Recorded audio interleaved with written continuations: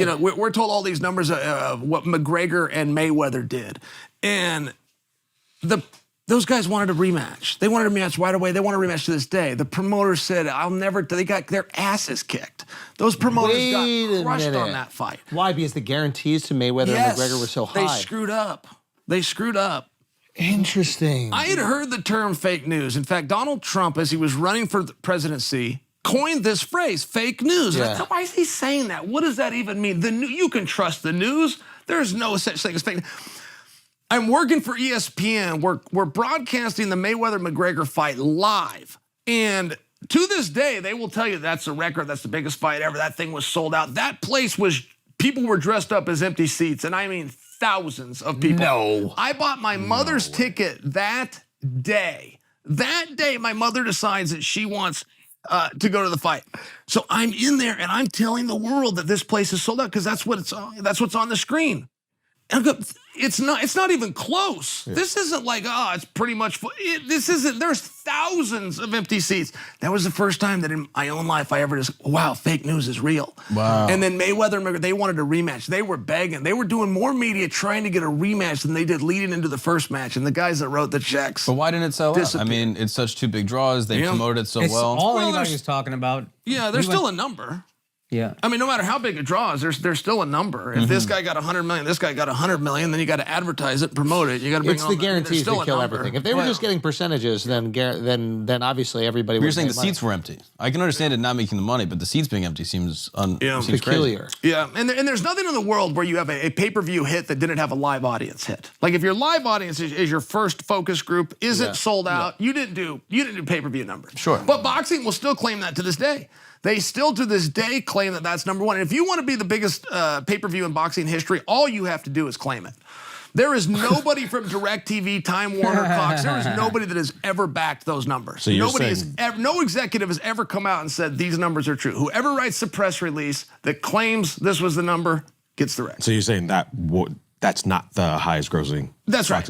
That's right, but it sat as number one until, or in reverse order, but you did a Pacquiao versus Mayweather that went number, and this one, it's just a press release. Whoever puts that press release and sends it out, never has a company that's publicly traded had an executive back those numbers. They're all lies. Wow. Now, how do we know if this is the truth? Or you're just running game? Well, I guess you could Google it. I don't know what the incentive would be. I'm more just trying to share something. We're going to see the claim. That's interesting. Yeah, you'll see the claim. Fake news. It's you'll see the fake news. Yeah, you can't trust the news. I'll tell you one thing you won't see though. You will not see, and there's FEC rules on it. You can't be an executive of a public leadership company and lie. You can't do that publicly. You can't even tweet about it. Elon Musk found that out the hard way. But you won't find anybody to back. If the second biggest fight, or technically the first biggest, is Mayweather, and maybe the third or fourth biggest is McGregor, why would the two of them together not be the first? Well, I think that they did a really good night. I'm just sharing with you that the promoters that put that on had an opportunity to rematch it. They had both the fighters, which generally is the hardest thing that you've got, right? We'd have John Jones and Francis against each other if we could have got the fighters to do it. We had both the fighters, the McGregor and the Mayweather. We begging to do a rematch. And that was when we found out that Conor could go with him, right? People thought going to that first one, Conor was going to get wiped out, myself included. He ended up being very competitive. So we had more evidence. Sequels have always, or at least traditionally, done better than the original. And they still wouldn't sign off and rematch it. Man, those guys did not do the business that they tell you they did. No. And they made a bunch of money. But to your point, Andrew, the guarantees were too high. They made a mistake. And they weren't willing to make it twice. Yeah, because Floyd's not entering the ring for less than 100. Yep. So you got to clear that. I get it not making money, but empty seats just seems crazy. Yeah, the empty seats is wild. Yeah. Well, and not to mention that could be proven, right? You just take the camera. You don't have to tell the audience it's sold out. Just take the camera and show us if it's sold out. I mean, it's as simple as doing that. Can I tell you one that's interesting? Floyd Mayweather, just before he came Floyd, he was Pretty Boy Floyd, in fact, at the time. The year was 2005. Portland, my hometown, and he fought Shambe Mitchell, who was a former world champion. So they fought the tassel Schulz. Yep, that's exactly right. Yeah. Good memory, by the way. Gooseman promoted that, and it was on HBO. And I worked with the Oregon Athletic Commission. Yeah. So I got assigned to Floyd's locker room. So by the time he wraps his hands, he cannot leave my sight, including if he has to go to the bathroom. You're an official on Yeah, the that's fight? right. I got the official. I got the badge, which is a directive of the Oregon State Police. Okay. So I'm in the official capacity, and I'm a fighter. I'm an aspiring fighter. This is a big honor for me. And I get Floyd's locker room, and he cannot leave once he wraps his hands and I initial it. Even if he wants to go to the bathroom, I either have to cut those off and re-put them on, or I go with him and. Did you and go watch him pee? Yeah. I'm curious He didn't to know actually what do he's it. packing. Yeah, he didn't actually do it. That's disappointing. He sat there the entire time, and Guzman's son kept coming to the back, and he was giving countdowns. Hey, it's 6:40. You leave the locker room at 6:52. We go live at 7 o'clock. You leave the curtain at 7:03. He was giving him these cues, and Floyd would not move. And he had a room full of kids. The oldest person in this room was 14 years old, and they had a ghetto blaster back then. And Floyd's telling him, put this disc in, put it on this track, and he's like singing along. And he was telling these kids how great he was for like an hour. Casa Zoo beat him twice. He said that, and he actually only beat him once. But he said Casazu beat him twice. He was talking about De La Hoya. He was talking about all these things. He finally stood up, and he puts his hands out. And his Uncle Roger pulls his trunks up.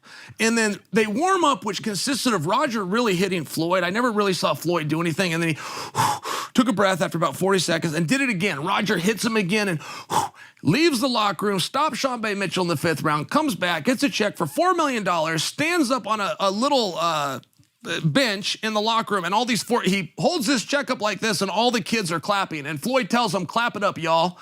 And he's got a teammate that's going to go on in a dark match after Floyd's match, and he's leaving the locker room, and all the guys, the cornermen, just stayed with Floyd and clapped it up, and they had to like run out and try to catch him. But it was this incredible moment where I saw Floyd, because I hear Floyd and $100 million. Like, man, let me tell you for sure, he fought Sean Bay Mitchell for $4 million. I was there when he got the paycheck. These numbers you're hearing just aren't true.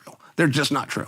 Wow. Wait, you don't think that Floyd got the 100? No, it's simply not true. No, But don't they you even think it had, was a different? I didn't The hear Sean about. Bay fight is Yeah. such a small fight. for sure, Yeah. for sure. It didn't even sell out. Yeah. Roy Jones came to it himself, made like an appearance, but yeah, it didn't even sell out. De La Hoya was when fight casual was when I was interested the first time in a fight, Floyd and De La Hoya. That was after Sean Bay, and that's when it seemed like he came out. I remember he came out wearing a sombrero and the Mexican flag. Like then he became the heel, and then I can see exactly like happened with you. The money goes up, and Floyd is the greatest boxer ever, according to my friend who knows boxing. So I can see how he starts making crazy money after the fight. I'm not disputing your story, but I can see the money getting crazy after that. Yeah. But I'm just saying, like you'll see reports. You mentioned $100 million for Floyd. The reports are 130. First off, he's never gotten $100 million for a fight, not even remotely close. But there's reports of 130. Wow. There's reports online that Floyd's a billionaire. There's reports that he was the highest paid athlete in this year and this over Cristiano Ronaldo. You think it's bullshit? I know it is. And there's public companies they do business with. HBO would be one of them. Find an executive to back the claim. It's never happened, and it won't be. And how do you know it's bullshit? He makes very good, because I know the fight business. I've been in the fight business my whole life. I'm a promoter right now. I worked with the commission. I mean, I've been on every single side of this. But there's a lot of people that know the fight business. Why aren't other people discussing it? I don't You sound think like your friend right now. No, I don't think that's true. You sound like your friend right now. What is it, Brian? Brian? He's like, nah, I calculate everything. That's You right. can only make this much. And Floyd's like, but you don't know. There you go. Yeah, well, there you go on that. But yeah, if you sit and you looked at it, I think that you'd come to that conclusion pretty fast. And you did say something I want to take issue with. You said a lot of people know the fight business. Yeah. I don't think you know 5 people that know the fight business. No, I don't. Very respectfully. But I don't think, there's no one you went to school with. There's no one that you were buddies with. When a teacher asked your class, what do you want to be when you grow up? Nobody said, I want to be in the fight business. That's true. There's probably 5 men alive. So if you had to guess, what do you think's the most Floyd ever made in a fight? Oh, I think that Floyd's he's probably made about 60 million before in one night, which is crazy numbers. Mike Tyson, to put in perspective, when he fought Michael Spinks, that was the biggest fight of all time. When that fight happened, and one got 30 million and one got 29. And that was backed publicly. And Diet Pepsi sponsored that fight. And I mean, some of those numbers were very public, but no, 100 million, 130 million, they just didn't happen. Are they all lying? Like all the top guys? I don't know. I don't know what they're claiming, but I know that Floyd is still getting in there as recently as this weekend because he needed the money. And I know that You think Floyd's fighting because he needs the money? Doesn't need the money. Yeah. Really? Why? You think he blew through all of his money? Get the fuck. Well, he blew through a lot of it, but what I'm sharing for you, it wasn't what you thought it was He to blew start through it with. and wasn't making as much as he they're says. claiming he was doing 100 million a fight, and I'm claiming for you, he in his whole career has made about 100 million. There's a very Wow. made 8.8 in one night. Yeah. And you're a great fighter, but I'm looking at Floyd and I'm like, you know, Floyd had this long career. I could imagine him making more than 100 million. Floyd is a household name. Yeah. Yeah, I know people say that. I understand that. Nah, Floyd was not Muhammad Ali, and Floyd wasn't Mike Tyson. Like 8.8 in one night. I'm like, I think Floyd could do a bunch of those. No, I got it. I know people think he made 130 in a night. I'm sharing with you, he didn't. Huh. Yeah. And no boxer has. No boxer's ever made 130 million in one night. This is silly. I think they even claim more than that. Yeah. I think they claim when Floyd fought, what was the biggest one? Was it Pacquiao? Yeah. Now, Canelo wasn't that big yet because Canelo was younger, but maybe it was Pacquiao. Pacquiao. He whipped Canelo, by the way. Remember what a that? fucking I was at that fight. Yes. Again, and I Canelo don't- was supposed to be too young, and then it was, he's too young. Floyd right? was too good. Yeah, I that's what don't. Again, I don't know much boxing, but that was the most impressive fight I've ever seen. Was Floyd in that match? I mean, he yeah. probably won According 10 to- rounds. I mean, again, I guess this is to your point. A Google search from Sportskeeda or whatever is saying that 250 million against Manny Pacquiao. Yeah. Oh, you for say heaven's sakes, no way. wow. No fighter in history of the world. I can't. I mean, it's a comical number to say. That's a comical number. $250 million to go and box? Yeah. From where would he possibly have gotten that money? I mean, it's just pay-per-view buys, right? If you do 3 million pay-per-view buys, that's $60 Sure. a buy. 275 million Well, that according would to be- Forbes. Is Forbes not? I'm actually asking. Is Forbes not reputable? Forbes is not reputable on this. Yeah. Yeah, not on this. No. They have no way to know. Yeah. That's all I'm sharing for you. Yeah. I'm sharing for you that they wouldn't have a way to know. Yeah. And there's no fact-checking body that like Yeah. covers what the Yeah. publicists are saying. And that's more what my point is to you right now is not only is Forbes not reputable, Forbes is Yeah. going on the information that they have, but there's nobody that would back those claims. Nobody. There's no exec anywhere that is backing these claims. Okay.